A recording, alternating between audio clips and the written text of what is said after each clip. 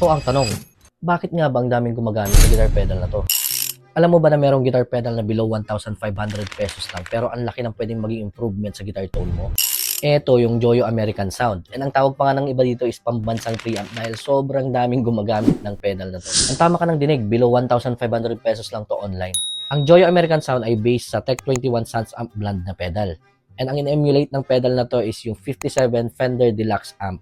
So, saan nga ba madalas ginagamit tong Joyo American Sound? Kadalasan ginagamit siya as amp sim lalo na pag rekta kang sumasaksak sa mixer at hindi ka na gumagamit ng physical amp. Also, ginagamit din siya as overdrive, solo booster, and tone shaper pag gumagamit naman ng physical amp. And napansin mo rin ba na kapag gumamit ka ng physical amp, okay naman yung timpla ng gitara mo.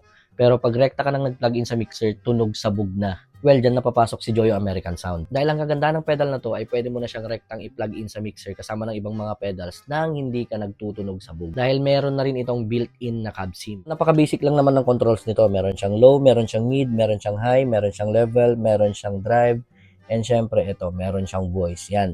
Pwede kang mamili ng tunog na gusto mo. Depende sa gusto mong tunog. So, huwag mo nga kalimutang i-like, follow, and subscribe tong page na to dahil sa susunod na video ay gagawan naman natin to ng soundcheck kasama ng iba't ibang mga pedals. And kung may mga questions kayo, just comment down below. And kung gusto mo ng pedal na to, nandyan sa baba yung link kung saan mo to mabibili. Kaya, ano pang hinihintay mo? Baka ito na yung pedal na kailangan mo.